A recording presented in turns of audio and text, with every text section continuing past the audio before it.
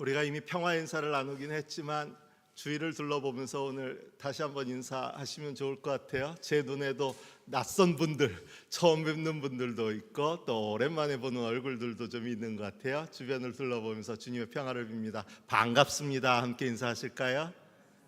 예.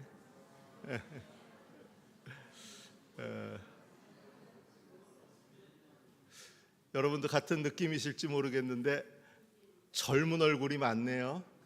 예. 슬슬 배가 좀 아파지네요. 다 수도권에 가 있나 봐요. 근데 왜 수도권 교회들도 젊은이들이 없다고 그러나 모르겠어. 우리 어느 곳에서나 함께 예배하는 우리 모든 가족들, 우리 주님께서 은혜로 사랑으로 살펴주시고 늘 주님의 평안이 함께 하시기를 빕니다. 오늘 우리가 함께 읽은 하박국서의 말씀인데요, 이 하박국 선지자는 요시아의 개혁이 무너지고 바빌로니아의 위협이 유다를 향하던 절망의 시대에 활동하던 예언자입니다. 하느님의 도우심을 따라서 살아온 그런 백성이었기에 지금의 이 암담한 현실에 이제 신앙이 무너지고 하느님의 부재를 경험하고 있었습니다. 그런데 백성들이 하느님의 부재를 느끼면 느낄수록 그들은 하나님에게서 돌아서고 점점 더 악이 득세하는 세상이 되어버리고 말았습니다. 사실 예언자들은 백성이 하나님은 없다, 하느님의 부재를 경험할 때 그럼에도 살아서 역사하시는 하느님을 선포하면서 그렇기에 이제라도 하느님께 돌아서야 한다는 메시지를 전해야 하는 것이 예언자의 사명이었습니다. 그러나 갈수록 점점 더 백성들은 하느님으로부터 멀어지고 하느님의 응답은 더디어져 가면 가니까 계속 하느님의 응답이 들려오지 않으니까 하박국은 안타까운 마음에 오늘 우리가 읽은 본문의 앞부분 1장에서 이렇게 하나님을 향해 묻습니다. 주님, 언제까지 그러실 겁니까? 하느님을 향한 이 하박국의 외침은 단순한 불평이나 불만이 아닙니다. 신앙으로 살아보겠다고 몸부림치는 사람들의 절규와도 같습니다. 1980년대 그 암울했던 시대 상황에서 우리들에게 응답하소서, 혀 잘린 하나님, 우리 기도 들으소서, 귀 먹은 하나님, 좀 하나님께 불경한 듯한 그런 가사의 내용이지만 이 가사로 함께 찬양하며 기도했던 그 사람들의 마음처럼 신앙을 포기하는 것이 아니라 오히려 신앙을 붙들기 위해 몸부림치는 그 질문이 주님, 언제까지 그러실 겁니까? 라는 질문 속에 담겨져 있습니다. 그리고 이 물음은 오늘도 우리의 삶 가운데 우리가 살아가는 이 땅 한복판에서도 여전히 현재 진행형입니다. 목사로서 교인들이 내가 보기에 참 안타까운 사정을 당하고 있을 때면 왜 저분에게 저렇게 어려운 일이, 왜 저 사람에게 이런 힘든 일이 하는 생각이 들 때마다 주님, 도대체 언제까지 그러시렵니까? 언제까지 그러시렵니까? 고백할 수밖에 없어요. 또 요즘 국제 정세를 보면 미국의 오만함이 도를 넘어서고 있습니다. 이런 현실을 보면서 도대체 주님, 언제까지 참으시렵니까? 하는 기도를 드리지 않을 수가 없습니다. 그런데 이런 현실 가운데 이런 답답함으로 주님, 언제까지 그러실 겁니까? 하고 하박국이 물었더니 주님께서 하박국에게 들려주는 응답이 있는데 그 응답은 우리의 기대와는 동떨어져 있습니다. 하느님은 오히려 사납고 성급한 민족 바빌로니아 사람들을 일으키실 것이라고, 그래서 그들로 하여금 유다를 패망하게 할 것이라고 그렇게 말씀하십니다. 의인을 들어서 악을 심판하시겠다면 이해될 수 있지만, 비록 이스라엘의 죄악으로 인한 결과라고는 하지만 그래도 그들이 하느님의 백성인데 더 악하고 무도한 이방인들을 사용하셔서 유다를 멸망시키겠다고 하시니 좀 난감한 마음입니다. 그런데 그 뒤에 이렇게 이어집니다. 비록 주님께서는 우리를 심판하시려고 그를 일으키셨고 우리를 벌하시려고 그를 채찍으로 삼으셨지만 그것이 끝은 아니라고 주님이 말씀하십니다. 제 힘이 곧 하나님이라고 여기는 이 죄인들도 마침내 바람처럼 사라져서 없어질 것이라고 하십니다. 결국 하느님의 뜻은 비록 어려움도 있고 고통도 있고 괴로움의 시간도 있지만 그 안에서 기다리라 하는 것이었습니다. 우리가 오늘의 이 세상 가운데 구원받은 자라고 말하면서도 영생의 삶을 살지 못하는 이유 중에 하나는 우리가 너무 조급함에 빠져 있기 때문입니다.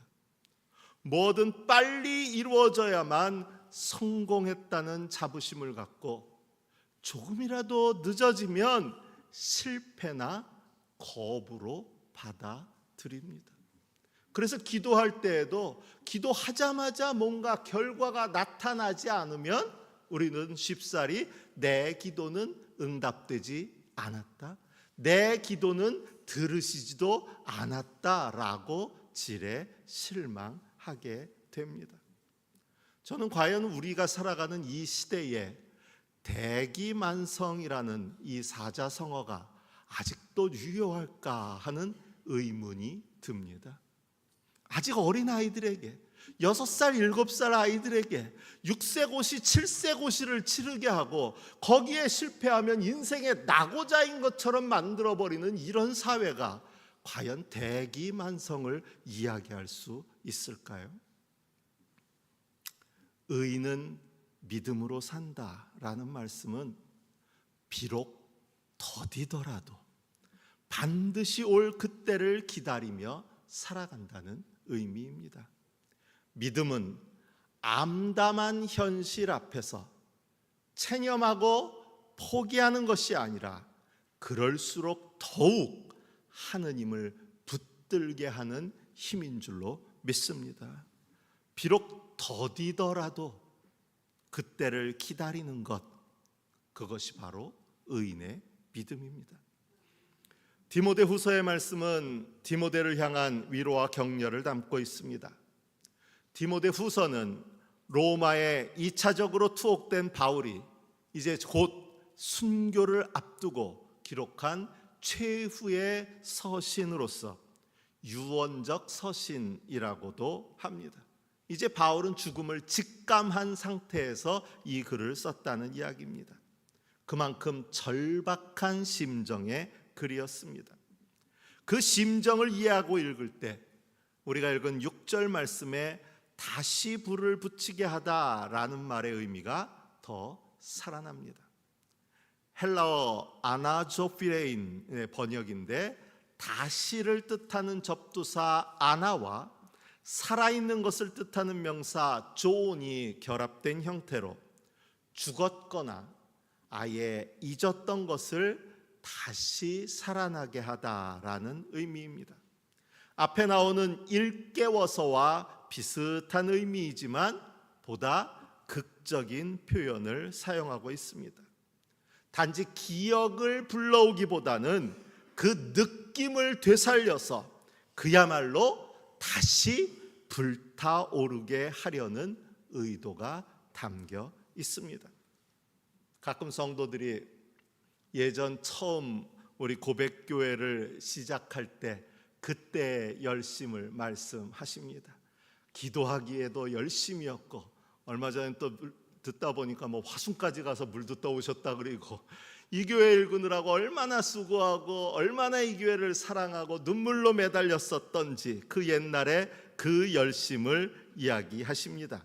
그런데 그저 그때를 기억하는 것에 머물면 그것은 왕년의 신앙일 뿐입니다.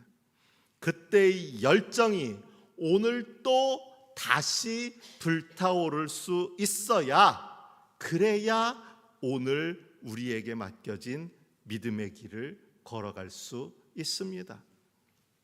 그런 날이 올까요? 와야겠지요? 바울은 디모데에게 바로 그 열정, 그 처음 열정을 다시 불러오기 위해 이 글을 쓰고 있습니다. 디모데가 뭘 잘못하고 있어서는 아닙니다. 디모데가 처음 사랑을 잊어버렸거나 처음 열정을 다 잃어버렸기 때문에 이 말을 쓰는 것은 아닙니다. 다만 현재 바울이 워낙 절박한 상황에 빠져 있기에, 현재 바울이 언제 죽을지 모르는 그런 처지에 있기에, 혹여라도 디모데가 내가 당하고 있는 이 고난, 내가 당하고 있는 이 환난을 맞이할 때에 그가 실망하거나 포기해서 주저앉지는 않을지 염려하고 걱정하는 마음에서 그 처음 열정을 다시 불러 일으키려는 것입니다. 그렇기에 어떤 고난이 닥치더라도 하나님께서 우리를 구원해 주셨고 거룩한 부르심으로 불러주셨음을 잊지 말고 견디며 기다려라 라고 이야기하고 있습니다. 오늘 우리가 읽은 복음서 바로 앞부분에 주님께서 제자들에게 용서에 대한 가르침을 전하고 있습니다. 4절입니다. 그가 내게 하루에 7번 죄를 짓고 7번 내게 돌아와서 회개하오 하면 너는 용서해 주어야 한다. 될까요? 잘못을 저지르고 회개하기를 하루 동안에만 7번 반복해도 용서해 주라는 말씀입니다. 가능하시겠습니까? 저는 개인적으로 내키지 않습니다. 평생을 통해서 7번 용서하라 해도 할까 말까 합니다. 어떤 사람이 나한테 평생 7번 잘못해도 그거 용서해줘라 그래. 그래 평생인데 어떻게 한번 해봐야지 할 수는 있는데 하루에 7번이라뇨. 이건 나를 농락하는 거고, 나를 무시해도 이렇게 무시하는 게 어디 있습니까? 그러니 잘못해놓고 되돌아갔다 또 잘못하고 또 돌아와서 회개하고 했다가 또 돌아가서 또 잘못해놓고 또 와서 회개하고 했다가, 아무리 저희 아이라고 해도 3번 이상 넘어가면 못 참을 것 같은데, 근데 하루에 7번을 그렇게 해도 용서해 주라는 말씀입니다. 용서할 마음은커녕 그런 사람과는 다시는 상종조차 하지 않고 싶다는 것이 우리의 당연한 마음일 것입니다. 그런데 주님은 그를 용서해 주라고 하십니다. 비현실적이고 불편한 요구입니다. 그리고 이 요구 이후에 오늘의 말씀이 이어집니다. 그래서일까요? 어떤 분은 믿음을 더하여 주십시오라는 이 제자들의 요청을 예수님의 이 불편한 명령을 회피하고자 화제를 바꾸는 의도였다고 그렇게 해석하기도 합니다. 도대체 순종할래야 순종할 수 없는 말씀을 하시니까 에이 딴소리나 하자고 그래서 우리에게 믿음을 주십시오 하고서 딴소리 한다는 거예요. 근데 저는 이번에 이 말씀을 다시 읽고 다시 읽어보니까 딴소리가 아니에요. 자연스럽게 읽혀집니다. 우리로서 쉽게 받아들이지 못할 주님의 요구 앞에서 우리가 취해야 할 태도는 물론 거절과 불평이 아니라 순종이어야 하지만, 그 순종이 너무나 어려울 때, 그 순종이 버겁게만 여겨질 때, 그때 우리가 주님께 구할 수 있는 것은 믿음을 주십시오 하는 것이 아닐까요? 내 힘으로는, 내 상식으로는, 내 머리로는, 내 마음으로는 도무지 할 수 없으니 주님 그것을 할 수 있게 내게 믿음을 주십시오 할 수밖에 없다는 거예요. 사실 제게 문제가 되는 구절은 오히려 그 이어지는 구절입니다. 너희에게 겨자씨 하나일 만한 믿음이라도 있으면. 주님 말씀에 순종은 해야겠지만 그것이 너무 어렵게만 여겨지기에 주님 믿음을 주십시오, 믿음을 구했더니 너희에게 겨자씨 하나일 만한 믿음이라도 있으면 이라고 말씀하시니 결국 나는 겨자씨 하나일 만한 믿음도 없는 사람이라고 책망하시는 이야기로 들려지기 때문입니다. 비록 주님의 말씀 앞에 즉각 순종하지 못하고 주저하고 머뭇거리기는 하지만 그래도 나름 믿음으로 살아보려고 발버둥 치는데, 이런 우리들에게 가장 작은 씨앗인 겨자씨 하나일 만한 믿음도 없다고 말씀하시는 듯해서 사실 좀 서운한 마음도 듭니다. 그런데 이 말씀은 제자들의 믿음 없음을 책망한 것이기보다는 믿음의 가치를 제대로 깨닫지 못한 그들을 일깨우는 말씀으로 이해할 수 있습니다. 너희가 이미 받은 그 믿음이면 얼마든지 큰 일을 할 수 있는데 그 믿음의 가치를 바로 깨닫지 못하고 나는 할 수 없다라고 생각하는 오히려 그것이 문제라는 것입니다. 이어지는 종의 이야기에서 보듯이 저와 여러분은, 우리는 하고 싶은 일을 해야 하는 사람이 아니라 해야 하는 일을 하는 사람으로 부름 받았습니다. 종이 되어서, 청지기가 되어서 내가 하고 싶은 것 다 하고 주님의 일을 하는 것이 아니라는 거예요. 요즘 목사님들마다 교회에서 힘든 것 중에 하나가, 특히 우리 젊은이들, 청소년부 가르치는 우리 목사님들, 전도사님들마다 힘겨운 일들이 이유가 너무 많다는 거예요. 뭐 좀 하자 그러면 그날 스케줄 보고요, 분명히 지난주까지는 그날 별일 없네요, 돼요 했다는 거예요. 그런데 당일 아침에 친구한테 전화 오면 안 돼요로 바뀌는 거예요.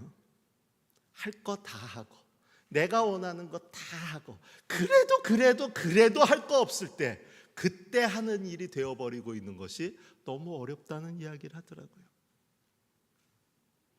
여러분, 신앙의 삶은요, 내가 하고 싶은 일을 하는 것이 아니라 내가 해야 하는 일을 하는 것으로 받아들이는 것.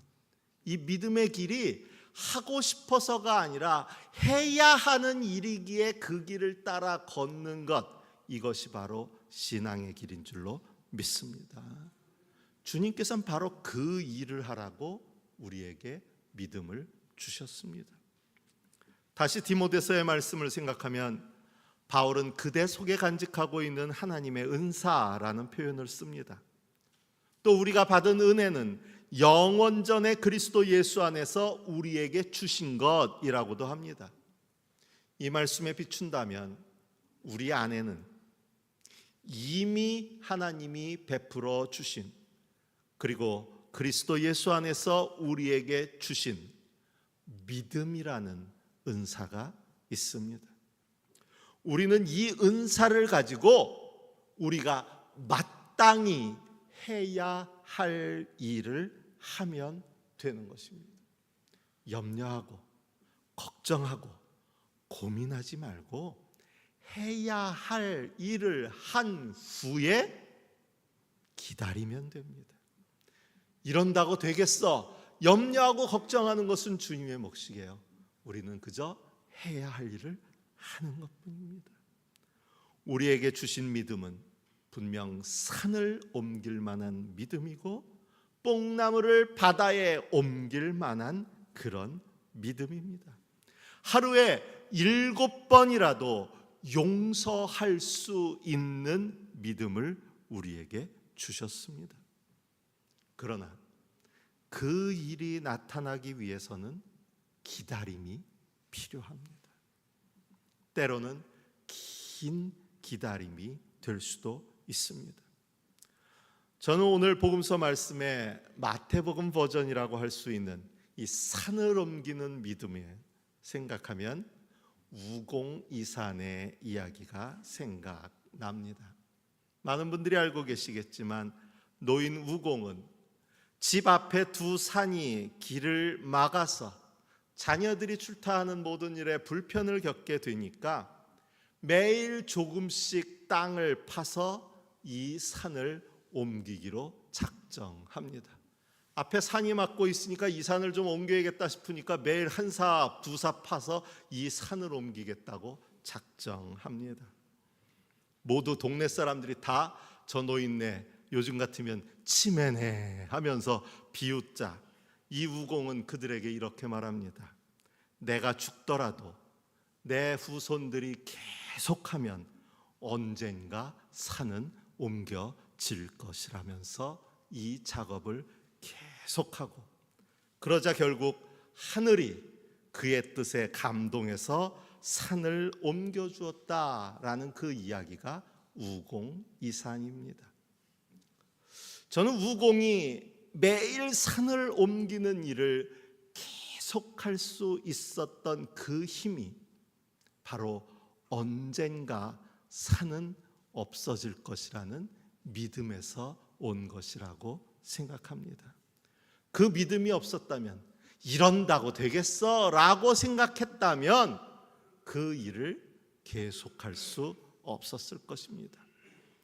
그런데 우리는 이런 경우 신이, 하늘이 기적을 일으켜 산을 옮겨주는 것만이 믿음이라고 생각합니다. 그러니까 우리는 믿음을 가지고서도 조바심에 빠져서 일주일 기도했는데 왜 산이 안 옮겨지지? 열흘을 기도했는데 왜 산이 안 옮겨지지? 40일을 기도했는데 왜 산이 안 옮겨지지? 조바심을 내다가 제풀에 지쳐버립니다. 우리에게 주신 믿음은 분명 산을 옮길 만한 믿음입니다. 불가능을 가능케 하는 능력입니다. 비록 더디더라도 우리가 기다림을 포기하지 않는다면 능치 못할 일이 없을 줄로 믿습니다.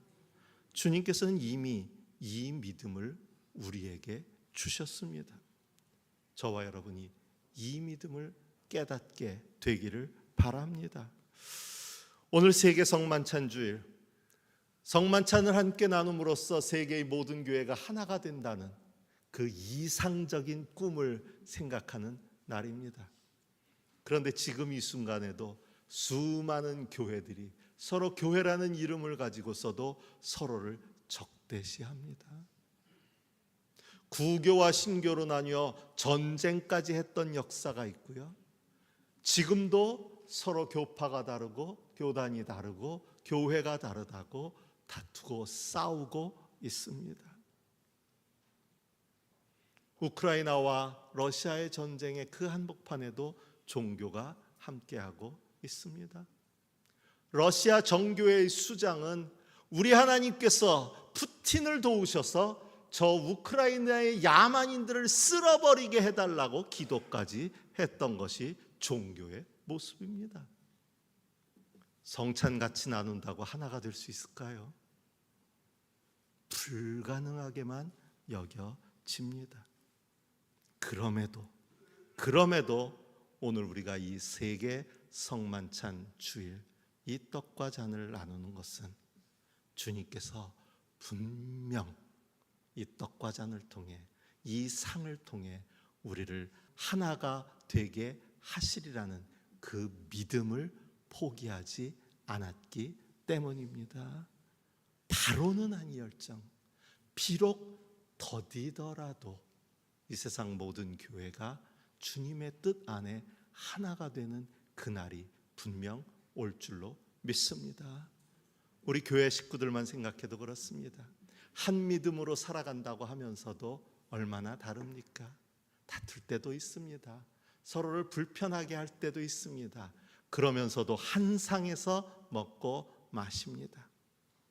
당장은 아닐지언정 우리가 믿음으로 우리의 노력을 계속해 나가면 분명 이 식탁은, 주님이 우리에게 주신 이 떡과 잔은 우리 안에 들어와서 결국은 우리를 주님의 형제 자매로 살아가게 해 주실 줄로 믿습니다.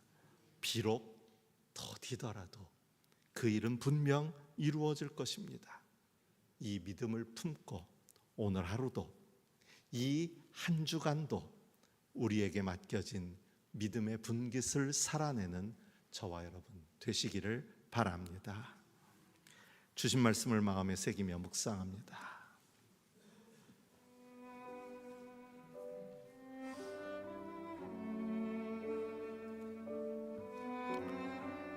이 묵시는 정한 때가 되어야 이루어진다.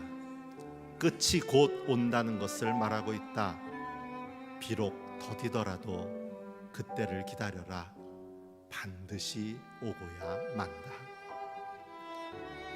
주님께서 말씀하셨다. 너희에게 겨자씨 한 알만한 믿음이라도 있으면 이 뽕나무더러 뽑혀서 바다에 심기어라 하면 그대로 될 것이다.